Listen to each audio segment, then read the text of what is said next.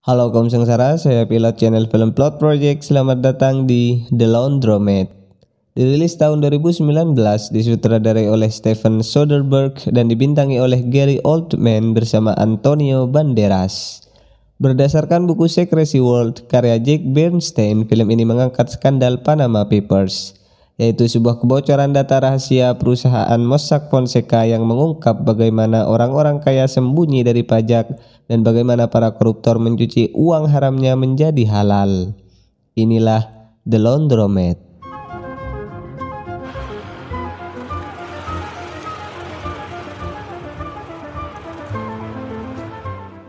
Julian Mossack dan Roman Fonseca adalah pendiri perusahaan firma hukum Mossack Fonseca yang bergerak di bidang pembuatan perusahaan cangkang di luar negeri.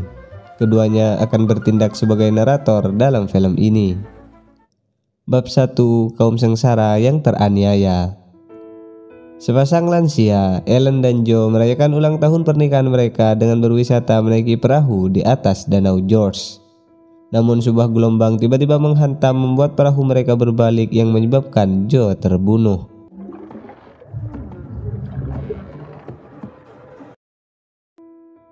Oleh pengacaranya, Ellen kemudian diberitahu soal uang asuransi kecelakaan yang akan ia dapatkan. Sementara itu, Richard dan Matthew, pemilik perahu, membahas klaim asuransi yang dulu mereka beli dan sudah mereka ajukan kepada PT Monarch. PT Monarch mengirimi mereka surat yang menjelaskan bahwa asuransinya sudah diambil alih oleh PT United. Namun polis mereka sudah kadaluarsa sebelum kejadian kecelakaan. Jadi PT United menjadi bebas dari tanggung jawab. Matthew berusaha menelpon direktur PT United bernama Bon Kemper yang nyatanya hanyalah direktur bayangan atau nomine dari perusahaan cangkang PT United buatan Mossack Fonseca. Bab 2. Itu hanya cangkang. Ellen bersama anak dan dua cucunya menghibur diri dengan pergi ke apartemen yang menghadap ke tempat di mana dulu Ellen pertama kali bertemu dengan Joe. Sayangnya, seseorang datang dan mengatakan bahwa unit tersebut sudah dijual kepada orang Rusia yang membayar 3 kali lipat dari penawaran, sehingga Ellen harus pergi. Di lift, Ellen melihat orang Rusia si pembeli. Ia pun menguntitnya. Ellen menguping bahwa pembeli tersebut ternyata adalah badan usaha luar negeri. Jurgen Mossack dan Ramon Fonseca lantas menjelaskan bagaimana cara kerja badan usaha luar negeri atau offshore company, di mana ambisi kekayaan akan mengantarkanmu ke bank, menemui manajer kekayaan atau penasehat keuangan yang mendengarkan keluhanmu soal pajak. Lalu ia akan menyarankanmu agar mendirikan perusahaan luar negeri supaya asetmu aman dari pengawasan negaramu. Kemudian Mossack Fonseca akan berperan menyediakan perusahaan cangkang bagi rekening pribadimu yang hanya eksis di atas kertas namun pasif secara aktivitas, yang akan dialamatkan di negara-negara tax haven atau bebas pajak yang hukumnya menjamin kerahasiaan pemilik aslinya seperti Panama dan lain sebagainya. Kembali ke Ellen bersama pengacaranya yang meminta agar Ellen menandatangani surat pelepasan tuntutan kepada PT United. Sementara Matthew diberitahu oleh seorang polisi bahwa PT United maupun PT Monarch itu tidak ada karena cuma cangkang.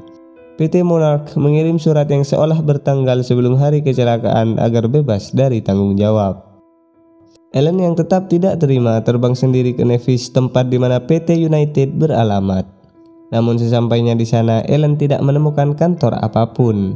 Ia lantas bertemu dengan Bon Kemper, si direktur bayangan yang tidak mengaku bahwa ia sendirilah si Bon Kemper.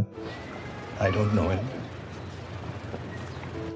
Di Bandara Internasional Miami, Bon Kemper yang baru turun dari pesawat disambut oleh keluarga simpanannya yang juga langsung ditangkap oleh polisi. Di Panama, Jurgen Mossack diberitahu soal penangkapan tersebut. Ia pun memerintah agar 46 perusahaan yang dijabat Bon Kemper sebagai direktur bayangan segera diganti. Kepada pengacaranya, Ellen jelaskan soal pihak yang membeli apartemennya yang nyatanya adalah perusahaan luar negeri yang dikendalikan oleh Trust, sebutan lain untuk direktur bayangan bernama Mia Beltran, yang juga menjadi direktur bayangan di banyak perusahaan yang terdaftar di firma hukum yang sama, yaitu Mossack Fonseca. Di kantor Mossack Fonseca, Mia Beltran diminta menandatangani pembelian properti yang sebelumnya merupakan milik Ellen. So you are the director of New Century Enterprises? Dalam perjalanan Mia Beltran pulang, tak disangka sebuah mobil menabrak tiang listrik yang kemudian kabelnya melilit kaki Mia Beltran menyebabkannya meninggal. Ramon Fonseca lantas memerintah agar mengganti Mia Beltran yang mendirektori 25.000 perusahaan cangkang kepada Elena. She was the director of 25,000 companies. Bab 3. Beritahu teman. Jürgen Mossack bercerita tentang riwayat hidupnya yang berasal dari Jerman. Sejak kecil ikut ayahnya pindah ke Panama. Bekerja di sebuah firma hukum, kemudian mendirikan firma hukumnya sendiri. Sementara Ramon Fonseca juga kuliah di jurusan hukum. Bercita-cita membela kaum miskin dan lemah dengan bekerja untuk PBB pada 1972. Namun karena banyak hal, akhirnya ia lebih memilih membela kaum kaya dan kuat. Keduanya kemudian bertemu. So, I became a lawyer for the not so meek. Di kantornya, Elena melapor ke Jürgen Mossack soal sebuah properti di Costa Rica yang mau diambil oleh pemerintah di sana. Jürgen menanyakan pemilik asli perusahaan cangkang pemilik properti tersebut yang nyatanya adalah Pablo Escobar, yakni seorang kriminal gembong narkoba. Jürgen yang memang tidak tahu siapa saja kliennya itu terkejut dan meminta agar properti tersebut agar dipertahankan. Ramon kemudian mengatakan bahwa tidak semua klien yang mereka buatkan perusahaan cangkang adalah kriminal. Seperti Charles yang memang merupakan pebisnis super kaya asal Afrika dan tinggal di Los Angeles. Bab 4. Pengantar kepada suap menyuap. Charles pulang menemui selingkuhannya yang sedang bersantai di kolam renang.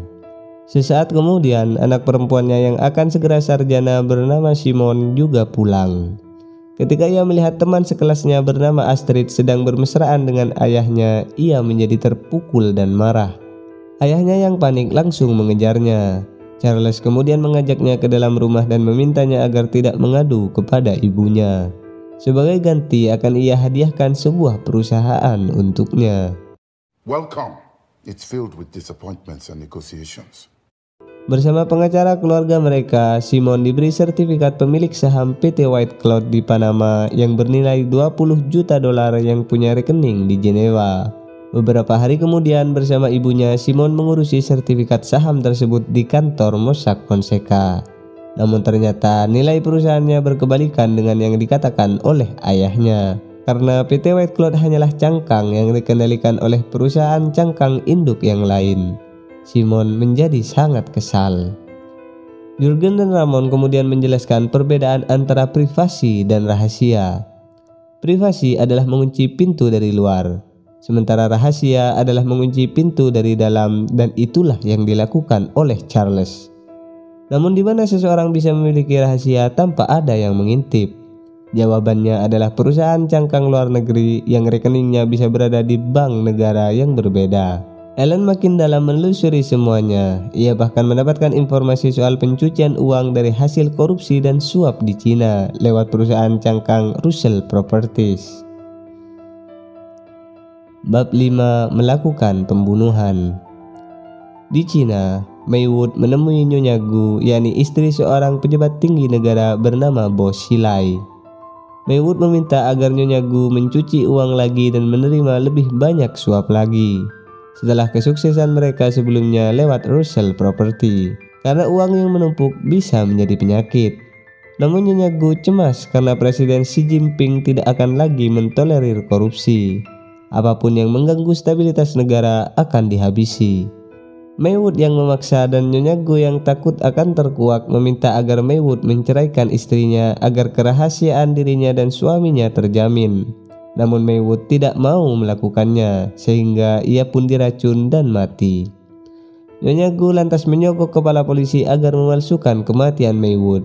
Namun secara diam-diam kepala polisi tersebut merekam pembicaraan mereka. Saat Bo Xilai, suaminya, sedang berpidato soal anti korupsi, beberapa polisi tiba-tiba masuk dan menangkapnya atas kasus korupsi, dan istrinya atas kasus pembunuhan. Jurgen Mossack dan Ramon Fonseca kemudian bertanya, jadi dari mana ide-ide ini muncul? Tidak lain berasal dari Amerika Serikat, The United States of America. yang pada awal abad 19 membentuk negara bagian Delaware menjadi bebas pajak atau tax haven untuk menarik uang ke sana.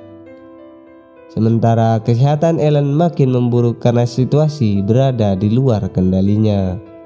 Ia pun tak bisa berharap agar politisi mengubah hukum yang telah merugikannya.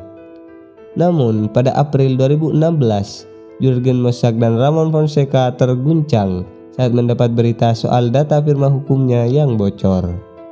Sebuah wawancara media mengatakan bahwa data tersebut dibocorkan oleh seseorang yang mengaku bernama John Doe. Jurgen Mossack dan Ramon Fonseca kemudian ditangkap oleh polisi Panama karena juga terkait dengan PT Odebrecht, yaitu perusahaan konstruksi Brazil yang mampu menyuap pejabat di seluruh dunia lebih dari 3 miliar dolar untuk memenangkan kontrak besar di lebih dari 12 negara. So what? Do you want to know about Odebrecht? Yes, that's why we're here. Namun keduanya hanya dipenjara selama sekitar 3 bulan saja. Keduanya bertanya, lalu siapa pemenangnya? Apakah kaum miskin yang butuh makan, gelandangan yang butuh rumah, atau sekolah yang butuh buku? Pemenangnya adalah Amerika Serikat sebagai surga pajak terbesar di dunia. The United States, the biggest tax haven in the world. Mossack Fonseca bisa saja berhenti beroperasi, namun masih banyak firma hukum lain yang serupa. Elena lantas datang mengatakan bahwa dialah John Doe, yang ternyata adalah Ellen yang menyamar. Akhirnya Ellen menghimbau agar semua negara mengakhiri korupsi besar-besaran yang merajalela ini. Dalam sistem ini, para budak tidak menyadari status dan tuan mereka dalam rimba bahasa hukum yang rumit akibat korupsi di bidang hukum. Inilah saatnya mengambil langkah nyata. Pengelakan pajak dan pencucian uang tak bisa diatasi selama pejabat terpilih masih meminta uang kepada para elit. Reformasi terhadap sistem pendanaan kampanye tak bisa ditunda. Film selesai. Teman-teman sekalian, saya akan memberikan catatan agak panjang karena ini penting bagi kita semua. Pertama, bahwa 1 tahun setelah munculnya Panama Papers, muncul lagi skandal yang sama yang disebut Paradise Papers pada tahun 2017. Panama Papers menyeret banyak nama kepala negara, politikus, artis, dan atlet olahraga internasional, termasuk juga pihak-pihak dari Indonesia. Mossack Fonseca juga bekerjasama dengan banyak bank di seluruh dunia. Kedua, offshore company merupakan cangkang bagi rekening pemilik aslinya, yang dimanfaatkan untuk menghindari pajak atau zakat dalam Islam dan pencucian uang haram. Dialamatkan di negara-negara bebas pajak atau tax haven yang menjamin kerahasiaan para investor mereka secara ketat untuk menarik uang masuk ke negara tersebut. Sederhananya, jika diilustrasikan, Anda yang punya banyak uang, baik diperoleh secara halal maupun secara haram, tak ingin menyimpannya di celengan di rumah Anda karena ibu Anda selalu memeriksa celengan Anda, pengeluaran dan pemasukannya termasuk asal-usulnya. Dan jika celengan Anda sudah terlampau banyak sementara adik-adik Anda tidak punya uang jajan, maka ibu Anda akan mengambilnya untuk adik-adik Anda.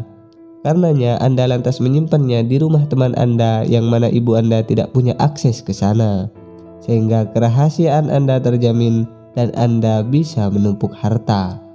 Ketiga, korban praktik tersebut adalah rakyat.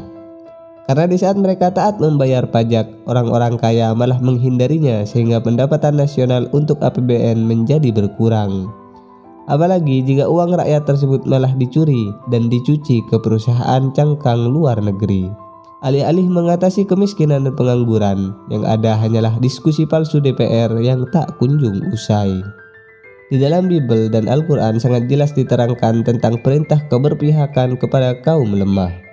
Dalam Bible surat Yesaya ayat 1 tertulis, Roh Tuhan Allah ada padaku, oleh karena Tuhan telah mengurapi aku.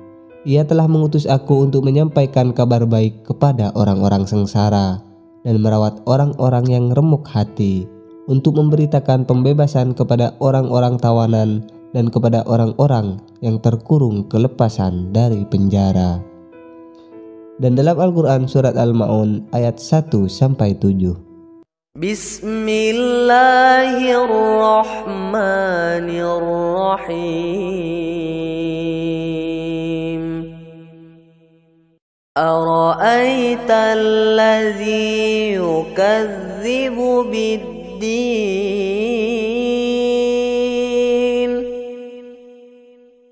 fadzalika allazi yad'ul yatima wa la yahuddu ala ta'amil miskin,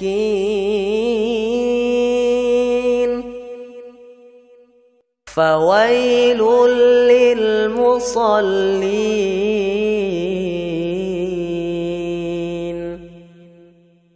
alladzina hum an salatihim sahun,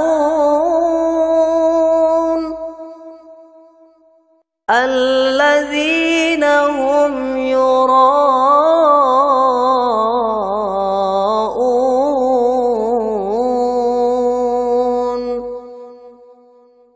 wa yamna'una al-ma'un.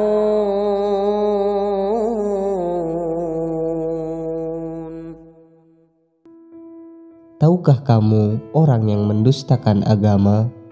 Itulah orang yang menghardik anak yatim dan tidak menganjurkan memberi makan orang miskin.